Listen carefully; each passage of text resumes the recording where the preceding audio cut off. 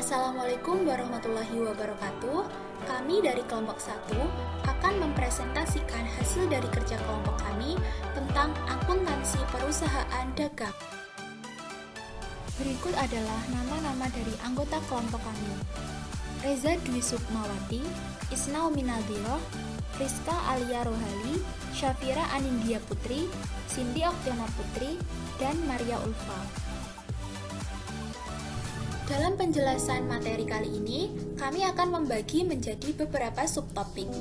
Yang pertama yaitu pengertian akuntansi perusahaan dagang, operasi perusahaan dagang, siklus akuntansi perusahaan dagang, dan bentuk laporan laba atau rugi.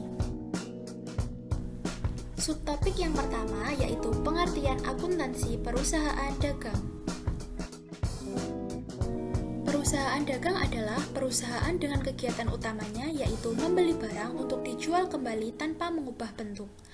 Akuntansi perusahaan dagang dirancang untuk mencatat penerimaan barang untuk dijual kembali. Barang yang diperjualbelikan berupa barang konsumsi atau bahan baku untuk diproduksi.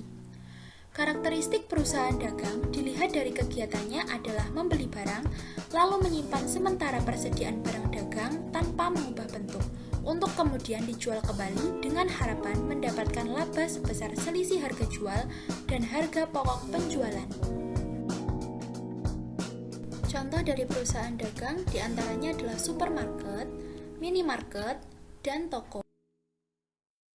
Subtopik yang selanjutnya adalah operasi perusahaan dagang. Operasi transaksi perusahaan dagang. Transaksi utama perusahaan dagang adalah membeli barang dagang dan menjualnya tanpa mengubah bentuk. Transaksi yang sering terjadi pada perusahaan dagang diantaranya adalah: yang pertama, transaksi pembelian barang dagang. Pembelian barang dagang bisa dilakukan dengan cara tunai atau kredit. Yang kedua yaitu transaksi retur pembelian dan pengurangan harga. Transaksi ini bisa terjadi apabila terdapat barang yang rusak, sehingga perusahaan akan mengembalikan barang yang rusak tersebut kepada pihak penjual. Yang ketiga yaitu transaksi potongan pembelian. Merupakan potongan yang didapatkan oleh pembeli karena telah melunasi hutang dengan waktu yang lebih cepat, atau bisa disebut dengan cash discount. Yang selanjutnya yaitu transaksi beban angkut pembelian. Merupakan biaya beban angkut pada barang dagang dari gudang pihak supplier ke gudang pihak pembeli. Yang selanjutnya yaitu transaksi penjualan barang dagang. Penjualan barang dagang bisa dilakukan dengan cara tunai atau kredit. Yang keenam yaitu transaksi retur penjualan dan pengurangan harga. Dalam transaksi ini, perusahaan harus mengambil kembali barang dagang yang telah dipesan oleh pihak konsumen, dikarenakan ada barang yang mengalami kerusakan atau tidak sesuai dengan pesanan. Yang ketujuh yaitu transaksi potongan penjualan. Perusahaan atau pihak penjual akan memberikan potongan penjualan kepada pihak pembeli yang telah melunasi piutangnya sesuai dengan waktu yang telah ditetapkan. Yang kedelapan yaitu transaksi beban angkut penjualan. Biaya angkut yang ditanggung oleh pihak penjual saat mengirim barang. Yang kesembilan yaitu transaksi persediaan barang dagang. Merupakan sisa barang dagang yang belum habis sehingga akan dicatat. Yang ke-10 yaitu transaksi pembayaran utang. Perusahaan atau pembeli wajib melunasi hutang atas pembelian barang jasa kredit. Yang ke-11 yaitu transaksi penerimaan piutang. Perusahaan akan memperoleh pelunasan piutang dari para pembeli yang melakukan dengan kredit. Yang ke-12 yaitu transaksi harga pokok penjualan. HPP atau harga pokok penjualan adalah total harga pokok barang dagang yang dijual dalam satu periode. HPP berkaitan untuk mencari laba kotor dan laba bersih, di mana cara mencari laba kotor adalah pendapatan penjualan dikurangi dengan HPP atau harga pokok penjualan. Sedangkan net income loss atau laba bersih didapat dari laba kotor dikurangi dengan beban operasi. Dalam pencatatan transaksi perusahaan dagang terdapat dua sistem. Yang pertama adalah sistem terus-menerus atau perpetual system, yang kedua adalah sistem periodik atau periodic system. Dalam perpetual system, pencatatan persediaan barang dilakukan terus-menerus setiap kali terjadi transaksi yang berkaitan dengan persediaan barang dagangan. Sehingga jumlah persediaan dan harga pokok penjualan setiap terjadi penjualan dapat diketahui dari catatan. Metode ini biasanya digunakan oleh perusahaan yang memperjualbelikan barang yang harganya relatif mahal. Sistem periodik atau periodic system. Transaksi pembelian dan penjualan barang tidak langsung mempengaruhi persediaan. Pada saat pembelian barang dagangan, dicatat dengan mendebit pembelian, sedangkan pada saat menjual barang dagangan, dicatat dengan mengkredit penjualan. Catatan dalam akun persediaan barang dagangan menunjukkan persediaan awal periode. Persediaan akhir harus dilakukan perhitungan atas barang yang ada di gudang. Pencatatan pembelian barang dagang. Pembelian dapat dilakukan baik secara tunai atau kredit. Umumnya pembelian dicatat ketika barang telah diterima dari penjual. Setiap pembelian secara kredit harus didukung dengan faktur pembelian atau purchase invoice. Berikut ini adalah contoh dari faktur pembelian. Dalam akuntansi perusahaan dagang, terdapat dua syarat penyerahan barang. Yang pertama adalah FOB Shipping Point, yang kedua adalah FOB Shipping Destination Point. FOB Shipping Point merupakan sistem pembayaran yang mana pihak pembeli atau importir menanggung ongkos kirim. Importir juga menanggung segala risiko yang bisa saja terjadi mulai dari pengiriman sampai saat barang mencapai gudang. Sehingga bisa dikatakan bahwa segala risiko dan biaya pengiriman barang ditanggung oleh pihak pembeli atau importir. Yang kedua yaitu FOB Shipping Destination Point. Sistem pembayaran yang mana ongkos kirim ditanggung oleh penjual atau pihak eksportir, serta pihak eksportir juga menanggung risiko barang saat berada di perjalanan dan akan berakhir jika barang sudah sampai di tangan importir.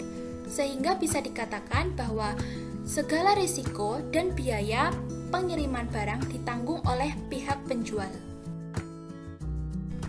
Subtopik yang selanjutnya yaitu siklus akuntansi perusahaan dagang. Siklus akuntansi perusahaan dagang adalah proses membuat laporan keuangan perusahaan dagang pada suatu periode tertentu. Pada umumnya, siklus akuntansi perusahaan dagang selalu dimulai dari transaksi sampai pada pembuatan laporan keuangan perusahaan yang dilanjutkan dengan adanya saldo yang ditutup dengan jurnal penutup sampai pada jurnal pembalik. Penyusunan laporan keuangan perusahaan dagang tidak jauh berbeda dengan laporan keuangan perusahaan jasa, yaitu terdiri dari neraca, laporan laba rugi, laporan perubahan ekuitas, dan laporan arus kas. Perbedaan laporan keuangan perusahaan dagang dan laporan keuangan perusahaan jasa terletak pada laporan laba dan rugi.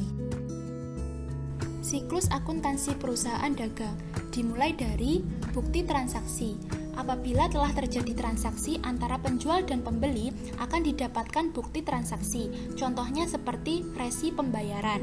Selanjutnya, kita akan melakukan penjurnalan. Dalam akuntansi perusahaan dagang terdapat dua jurnal, yaitu jurnal khusus dan jurnal umum. Berbeda dengan akuntansi perusahaan jasa yang hanya terdapat jurnal umum. Setelah melakukan penjurnalan, kita akan memposting ke dalam buku besar. Setelah melakukan posting ke dalam buku besar, kita akan membuat neraca saldo dan selanjutnya kita akan membuat jurnal penyesuaian.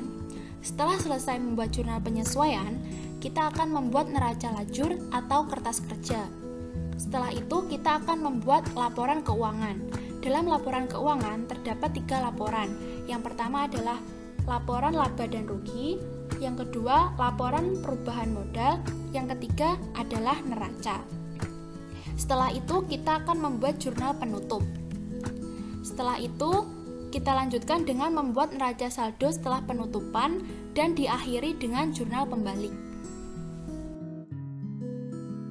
Terdapat 2 penjurnalan dalam akuntansi perusahaan dagang. Yang pertama adalah jurnal khusus, yang kedua adalah jurnal umum. Jurnal khusus meliputi 1. Jurnal pembelian. Contohnya pembelian barang kredit. 2. Jurnal penjualan. Contohnya penjualan barang kredit. 3. Jurnal penerimaan kas. Contohnya penjualan tunai. 4. Jurnal pengeluaran kas. Contohnya pembelian tunai. Jurnal umum merupakan jurnal yang digunakan untuk mencatat akun-akun yang tidak bisa dicatat di dalam jurnal khusus. Contohnya adalah beban penyusutan tetap dan cadangan kerugian piutang. Setelah menyelesaikan penjurnalan, akan kita lanjutkan dengan memposting ke dalam buku besar. Dalam akuntansi perusahaan dagang, terdapat 2 buku besar. 1. Buku besar utama, 2. Buku besar pembantu. Buku besar utama mencatat transaksi yang saling berhubungan dan digunakan untuk menyusun laporan keuangan. Sedangkan buku besar pembantu mencatat akun tertentu sesuai nama pemasok atau pelanggan dan perubahannya secara rinci. Untuk selanjutnya, kita akan membahas tentang neraca saldo.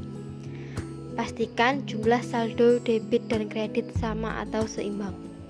Jika dalam penyusunan neraca saldo salah, proses selanjutnya akan terganggu sehingga laporan keuangan yang dihasilkan tidak akurat. Jurnal penyesuaian.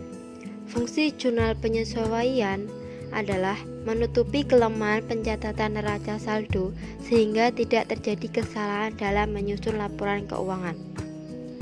Akun yang perlu disesuaikan adalah peralatan, beban dibayar di muka, dan penyusutan aset tetap. Berikut ini adalah contoh soal yang akan kita buat akun-akun dari perusahaan dagang. Ini adalah penyelesaian contoh soal di atas yang berupa jurnal penyesuaian. Bisa kita lihat dan bisa kita amati. Selanjutnya adalah neraca lajur atau kertas kerja. Tujuan penyusunan kertas kerja antara lain mengurangi kesalahan yang mungkin terjadi dalam pencatatan jurnal penyesuaian, memeriksa kebenaran pencatatan akun, dan memudahkan dalam menyusun laporan keuangan. Laporan keuangan. Laporan keuangan terdiri dari 1. Laporan laba rugi, 2. Laporan perubahan modal, dan 3 adalah neraca.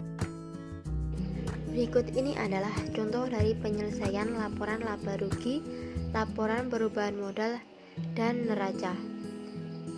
Bisa kita lihat pada contohnya.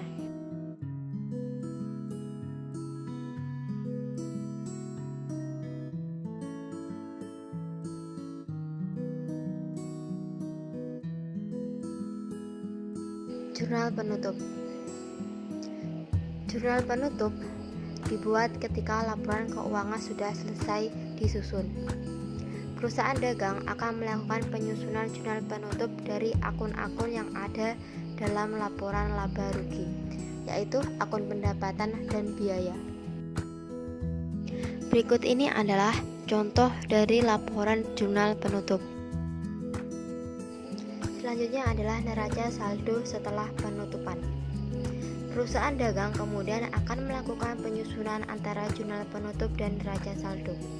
Dalam tahap ini, bila ada data akun-akun yang berubah, maka akan dilakukan pencatatan ulang akun-akun yang berubah tersebut. Penyusunan jurnal pembalik. Penyusunan jurnal pembalik hanya dilakukan bila ada kondisi tertentu yang mengharuskan perusahaan dagang mencatat akun tertentu. Misalnya, bila ada transaksi pendapatan yang diterima di muka atau bila ada transaksi biaya yang dibayar di muka atau piutang. Laporan laba rugi. Laporan laba rugi adalah laporan keuangan yang dihasilkan pada satu periode buku yang menyajikan seluruh pendapatan dan biaya perusahaan dan menghasilkan laba atau rugi. Laporan laba rugi pada perusahaan dagang meliputi penjualan bersih, harga pokok penjualan, laba kotor, beban operasional, dan laba bersih. Terdapat 2 bentuk laporan laba rugi, yaitu yang pertama langkah tunggal atau single step. Single step adalah laporan laba rugi yang disajikan tanpa membedakan pendapatan kegiatan usaha dan pendapatan di luar usaha. Yang kedua adalah langkah bertahap atau multiple step. Multiple step adalah laporan laba rugi yang disajikan dengan memisahkan pendapatan kegiatan usaha dan pendapatan di luar usaha serta beban usaha dan beban di luar usaha. Dengan laporan bentuk multiple step, perusahaan dapat lebih mudah mengetahui saldo pendapatan usaha, pendapatan di luar usaha, beban usaha, dan beban di luar usaha. Sekian presentasi dari kelompok kami. Apabila ada kurang lebihnya, kami mohon maaf. Wassalamualaikum warahmatullahi wabarakatuh. Terima kasih yang sudah menonton.